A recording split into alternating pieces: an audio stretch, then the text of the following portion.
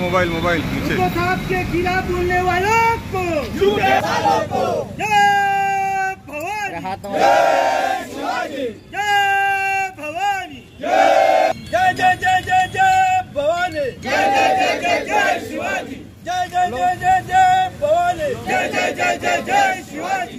अरे मुर्दाबाद मुर्दाबाद, भाजप सरकार मुर्दाबाद मुर्दाबाद मुर्दाबाद, अमित शाह मुर्दाबाद मुर्दाबाद मुर्दाबाद। या अमित शहाचं करायचं काय, या अमित शहाचं करायचं काय, नहीं सहेंगे उद्धव साहब का अपमान, नहीं सहेंगे नहीं सहेंगे नहीं सहेंगे। मराठी माणसाचा मान राखलाच पाहिजे, महाराष्ट्राचा मान राखलाच पाहिजे।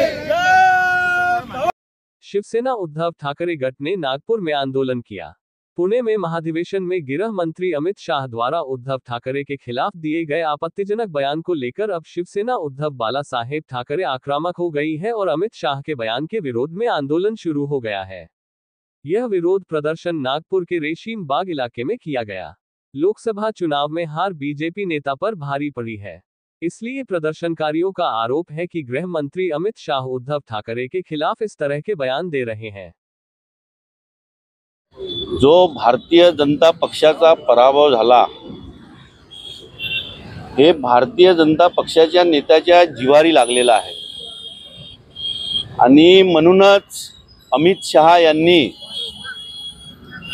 वाटेल ते बोलणे, अपशब्द बोलणे, आक्षेपार्ह वक्तव्य करणे आणि आमच्या उद्धव साहेबाविषयी असे शब्द त्यांनी वापरलेले आहेत। महाराष्ट्रामध्ये मराठी माणसाची अस्मिता जपण्याचं काम शिवसेना प्रमुख बाळासाहेब ठाकरे यांनी केलं। उद्धव बाळासाहेब ठाकरे हे या राज्याचे, महाराष्ट्राचे लाडके मुख्यमंत्री म्हणून ज्यांनी काम केलं, या महाराष्ट्राचं नेतृत्व त्यांनी केलं आणि अशा व्यक्तीबद्दल जे महाराष्ट्राची जनता त्यांना पुन्हा मुख्यमंत्री झाले पाहिजे असे बघत आहे, एक बाहेरचा गुजराती व्यक्ती येऊन अमित शाह या महाराष्ट्राच्या मराठी माणसाविषयी अपशब्द वापरतो। शिवसैनिकांचा अपमान आहे, महाराष्ट्राच्या जनतेचा हा अपमान आहे आणि त्या गुजराती अमित शहानी या महाराष्ट्रात येऊन सामान्य जनतेच्या गालावर झापड मारण्याचं काम असं वक्तव्य करून केलेलं आहे। आणि म्हणून आम्ही संपूर्ण लोक या वक्तव्याचा, अमित शहाचा या ठिकाणी निषेध करतो आणि भाजपने खरा आपला चेहरा या महाराष्ट्राच्या जनतेसमोर दाखवला।